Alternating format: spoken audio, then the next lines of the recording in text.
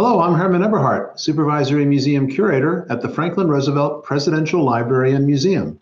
Back again to talk about the stories connected to interesting objects in the museum collection. Today we're going to be looking at an artifact that relates to one of FDR's greatest strengths, his extraordinary talents as a communicator. And here is the object. Now, it may be hard for a modern audience to recognize, but this is a very early NBC radio microphone that dates from the 1930s. The microphone is quite large. It stands over 15 inches high, and it's made of metal and very heavy. Notice the large base it needs to keep from tipping over. Now, why is this microphone special? Well, this is one of the microphones FDR used when he delivered some of his famous Fireside Chat radio speeches from the White House. Now, some of you might be asking, what's a fireside chat, and why is it important? I promise to get to that in a moment, but first, for the radio buffs out there, I'll point out a few technical details about our microphone. This is an RCA Model 4A1 condenser microphone. It was produced by RCA Victor in the early 1930s and was state-of-the-art for radio microphones at that time.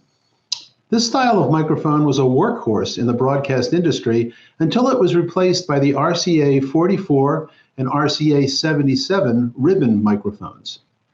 Given its boxy appearance, it was commonly referred to as a box camera. To give you a sense of what these microphones looked like when they were in use, take a look at this photo.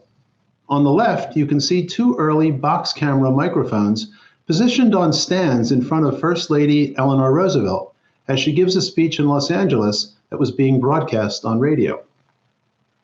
Now let's examine why this microphone in our collection is so important. To do that, we need to begin by talking a little about presidential communication. Communication skills are a vital element in presidential leadership. A big part of any president's job is explaining complicated economic and political issues to the public. Most presidents come into office with an ambitious agenda, but to achieve it, they must be able to explain their goals and programs in a clear and compelling way, show Americans how it will benefit the nation, and convince them to lend their support. The communication tools available to America's presidents have expanded dramatically during the past 200 years. Modern presidents have been able to use newspapers, magazines, radio, broadcast and cable television, and in recent decades, the internet and social media to reach out to the public and lobby for their agenda. Of course, nearly all of these tools were unavailable to our early presidents. They had only a couple of options when they wanted to engage directly with the public. They could publish their speeches and public statements in newspapers, outlining their plans and priorities. So here, for instance, you see the text of a very lengthy presidential address by President John Tyler that was printed in its entirety, as you can see, on the front page of this newspaper in 1841. The other option was to travel by horseback, carriage, and in later years by train to speak to large crowds of people in person. Here we see a photo of President James Garfield, that's him standing on the right side of the photo, giving an address before an enormous crowd in 1881. Until well into the early 20th century, these were the primary ways that national politicians could deliver their messages to the general public. Here, for instance, is President William McKinley orating to a big crowd in 1901. Notice there are no microphones in front of him to amplify his voice. That's because they hadn't been invented yet. Back in those days, politicians needed to project their voice to be heard by a large audience. And here you can see just a portion of the enormous crowd that McKinley is speaking to. Addressing big crowds like this was definitely a challenge to the speaker's vocal cords. Now, when film and audio recordings came along, they provided another potential outlet for presidential messaging. However, early movies were silent, and audio recordings of a president, like this recording of a November 1921 speech by President Warren G. Harding, could only be experienced long after the fact on a record player. But all of that would change dramatically in the 1920s, when a new mass medium arrived on the scene, one that, for the first time, gave national politicians the ability to speak to audiences of hundreds of thousands and ultimately millions of people, and to do it live. This new medium was commercial radio, and it revolutionized politics. On November 2nd, 1920, the first American radio station, KDKA, in Pittsburgh, Pennsylvania, went on the air to broadcast the results of the 1920 presidential election. The station could only reach about 1,000 homes in 1920, but radio was destined to expand at a dramatic speed. By 1925, there were nearly 600 radio stations around the country, broadcasting to roughly 3 million receiving sets. And that was just the beginning. By 1930, 40% of American households had a radio. That would rise to nearly 83% by 1940. So by the 1930s, radio had become the nation's most powerful mass communication medium. It would maintain that dominance until it was overtaken by television in the late 1940s. The first president to have his voice transmitted by radio was Warren G. Harding, who gave a memorial dedication speech in June 1922 that was broadcast by radio. 3 years later, in 1925, President Calvin Coolidge was the first president to deliver a speech that was specifically written for and delivered to a radio audience. It's very hard today to comprehend just how startling it was for Americans to suddenly be able to hear the actual voices of their leaders, especially their president, for the first time, and to hear them speaking live. This was truly revolutionary, and it radically changed political life and norms. Now, I should mention that many early radio speakers were not very skilled in the art of talking over the airwaves. Some politicians found it difficult to transition to this new communication medium. They were accustomed to orating to a large crowd from a raised platform, speaking loudly and forcefully. They didn't understand that people experienced radio speeches in a different, more intimate way. Radio audiences consisted largely of people sitting alone or with a small group of family or friends in their homes or businesses. Now, politicians continued to speak in a traditional oratorical style on the radio, but there was a very different style of speaking that could be used to great effect with the new kind of audience that radio created. Franklin Roosevelt understood this. He was an early master of radio with an intuitive understanding of how to best employ it to advance his agenda. During his years as governor of New York, he had gone on the radio 2 or 3 times a month to speak to the people of his state and to put pressure on the state legislature to enact his programs. By the time he was elected president, he may have understood this new medium better than any major political figure in the country. Just days after becoming president, he began an innovative series of radio talks that reporters soon labeled Fireside Chats. That term conjured up an image of the president seated by his fireplace, speaking to millions of Americans gathered near theirs.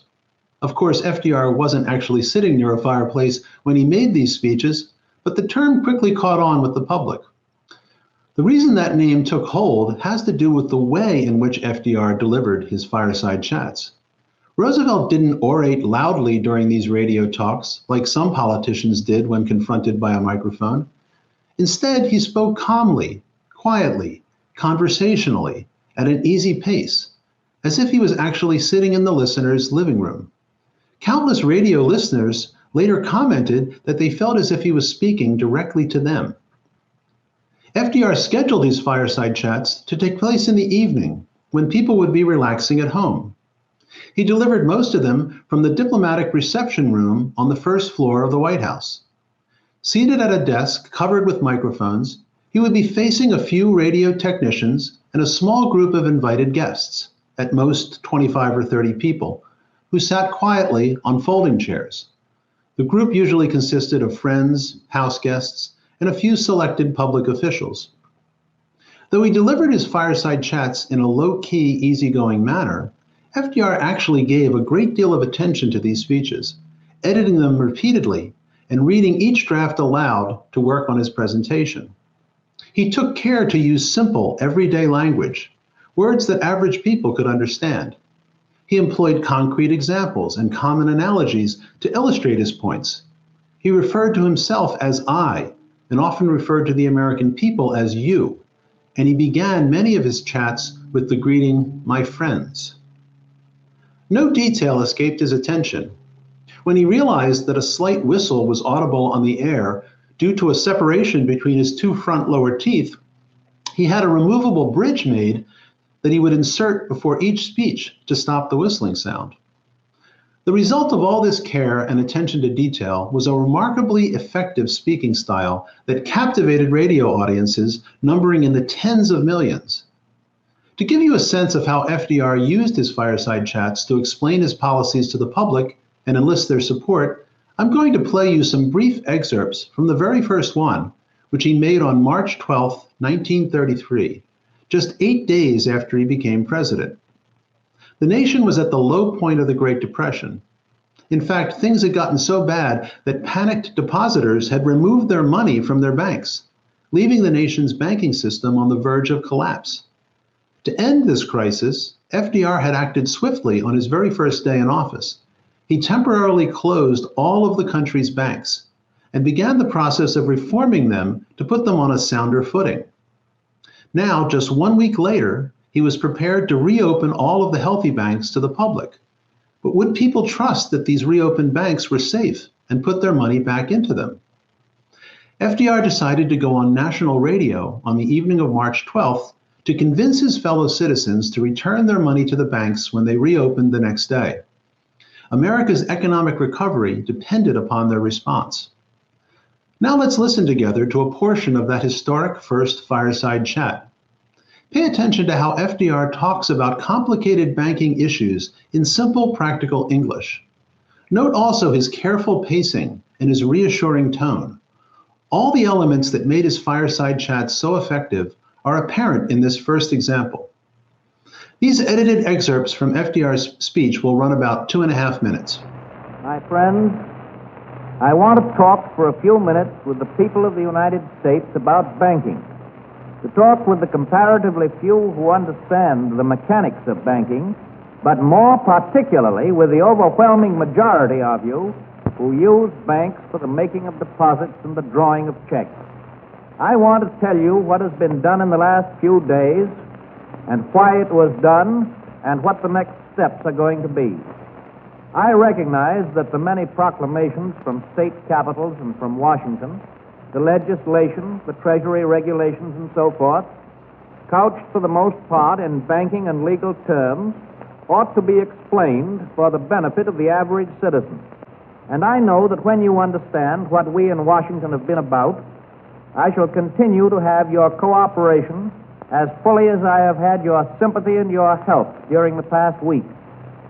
It is possible that when the banks resume, a very few people who have not recovered from their fear may again begin withdrawals.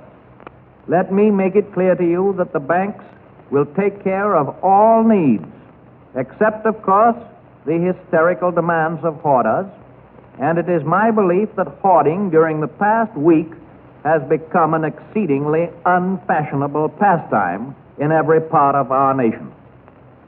It needs no prophet to tell you that when the people find that they can get their money, that they can get it when they want it for all legitimate purposes, the phantom of fear will soon be laid. People will again be glad to have their money where it will be safely taken care of and where they can use it conveniently at any time. I can assure you, my friends, that it is safer to keep your money in a reopened bank than it is to keep it under the mattress. Confidence and courage are the essentials of success in carrying out our plans. You people must have faith. You must not be stampeded by rumors or guesses. Let us unite in banishing fear. We have provided the machinery to restore our financial system, and it is up to you to support and make it work.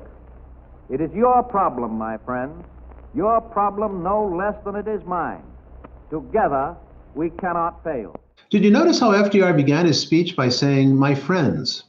This would become a standard opening line for many of his addresses. It's also interesting to hear how at the very end, he emphasizes that the banking crisis is not just his problem. It's your problem, my friends, he says. Your problem no less than it is mine.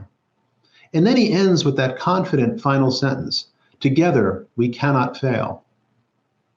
Well, Roosevelt's first fireside chat made a powerful impression on the public. 60 million Americans listened to that speech, and their reaction was overwhelming. People trusted the president when he said that the banking system was now stabilized.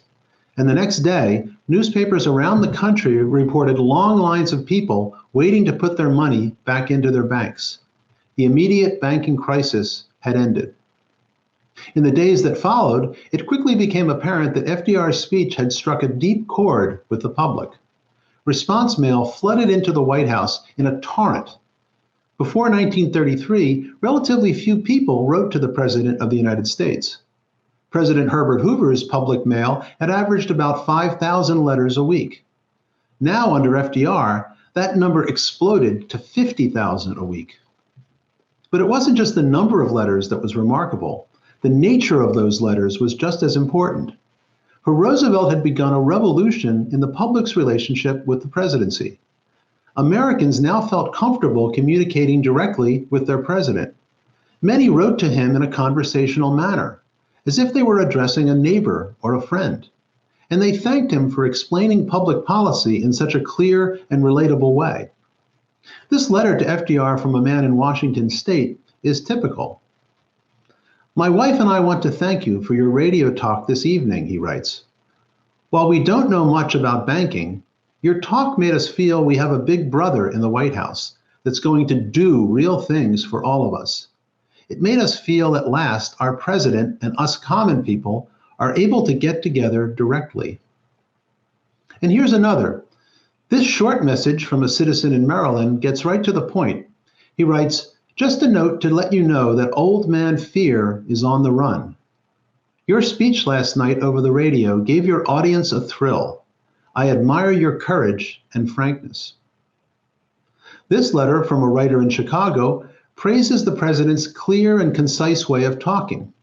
He writes, "The clear, concise manner in which you explained the way in which the banking problem was being worked out for the benefit of the public was an inspiration and was so simple that even the unenlightened could readily understand. I wonder if you really know, and of course you do, what a wonderful thing your message was to the people, like a voice from the wilderness of despair, bringing hope." This letter writer from Minnesota exclaims, "Your talk over the radio last night explaining the bank situation was a humdinger. We did not have to get out a dictionary to understand what you were talking about. It is our hope that you will continue from time to time to explain the various governmental problems to the public." And this writer from Indiana agreed that FDR needed to deliver more fireside chats. "Why not set aside a regular radio hour each week to greet the public and acquaint them with your work and aims," he writes. "What an opportunity to gain the support of the people." Well, the rousing success of FDR's first fireside chat convinced him to continue the practice. That speech became the first in a series of informal radio addresses that he would make throughout his presidency. These radio talks gave him the opportunity to bypass the press and Congress and speak directly to his fellow citizens. But Roosevelt was careful to use his fireside chats sparingly. He wanted them to be special events, so he resisted the temptation to do them every week or even every month. As he once put it, "The one thing I dread is that my talks should be so frequent as to lose their effectiveness." Consequently, during the course of his 12 years as president, he delivered only around 30 of these special radio speeches, using them strategically for maximum impact. FDR's fireside chats thus became eagerly anticipated events, occasions when he could speak to millions of Americans in an intimate way, draw them into his confidence, explain problems, propose solutions, and instill hope. Today, our radio microphone is a connection to this important aspect of FDR's presidency. It's a tangible reminder of President Roosevelt's extraordinary power as a communicator and of the deep bond he created between the president and the American people. I hope you've enjoyed this program on FDR's Fireside Chat radio microphone. I'll be back again soon to talk about the stories behind other interesting artifacts from the museum collection.